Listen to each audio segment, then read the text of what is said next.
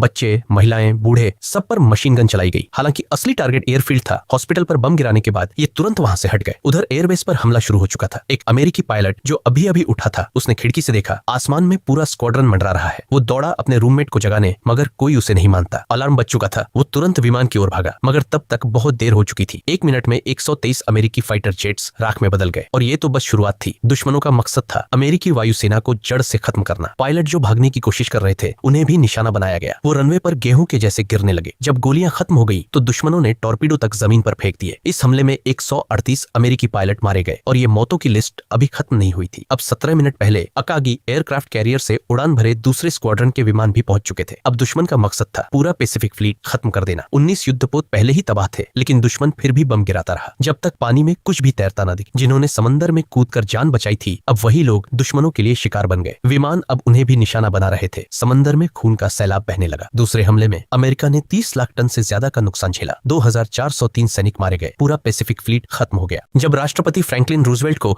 इस हमले की खबर मिली, अपाहिज होने के बावजूद वो गुस्से में खड़े हो गए और सीधे जापान पर पलटवार का आदेश दे दिया। संयोगवश अमेरिका के 3 एयरक्राफ्ट कैरियर उस दिन पर्ल हार्बर में नहीं थे, जिससे बदले की लड़ाई संभव हो पाई। उधर जापानी कमांडर यामामोटो को ये बात खटक गई। वो जानता था ये एयरक्राफ्ट कैरियर ही भविष्य का खतरा है। अब उसकी जुआ खेलने की आदत फिर सामने आई। उसने सब कुछ दांव पर लगा दिया और फिर शुरू हुई मिडवे की निर्णायक लड़ाई। अमेरिका ने बदले के लिए सैनिकों को एक ही लाइन याद करने को कहा, मुझे थोड़ा चीनी आता है, क्योंकि जापान के खिलाफ हमारे चीनी साथी भी युद्ध में साथ थे। लेकिन अमेरिका के 19 युद्धपोत अब भी तबाह थे। अब सिर्फ कुछ विमान और एकमात्र उम्मीद थी, टोक्यो पर पलटवार। 16 विमान उड़ान भरते हैं। ये वन वे टिकट थी, क्योंकि वापस लौटने की कोई गारंटी नहीं। 18 अप्रैल 1942 को 16 अमेरिकी बॉम्बर टोक्यो पहुंचते हैं और 64 बम गिराकर शहर को जलाकर रख देते हैं। जापान में एयर रेड सायरन बज उठता है, तोपें गरजने लगती हैं, बम गिरते हैं, मगर सभी 16 बॉम्बर बच निकलते हैं। कुछ ईंधन के कारण क्रैश होते हैं। 5 सैनिक सोवियत यूनियन में पकड़े गए, बाकी 15 चीन में उतरते हैं। मगर जैसे ही वो चीन में उतरते हैं, उन्हें दुश्मन जापानियों ने घेर लिया। तभी न्यू फोर्थ आर्मी, चीनी क्रांतिकारी सेना वहां पहुंच जाती है और उन्हें आजाद कराती है। इस ऑपरेशन में 3 अमेरिकी मारे गए, 8 पकड़े गए, 63 बच गए। लेकिन डलिटिल नाम का एक पायलट गायब हो गया। 4 दिन बाद वो एक गांव में दिखा। उसकी अंग्रेजी सुनकर लोगों को शक हुआ कि वो जासूस है, मगर गांव के शिक्षक ने अंग्रेजी समझ ली और तब जाकर सच्चाई खुली। गांव वालों ने उसे खाना खिलाया, मगर तभी दुश्मनों ने गांव पर बम गिरा दिया। पूरा गांव राख हो गया। दलितिल को अभी तक नहीं पता था कि टोक्यो पर बमबारी के बदले में जापानियों ने चीन के जेजियांग और जियांगशी इलाके में 2,50,000 मासूमों की हत्या कर दी थी।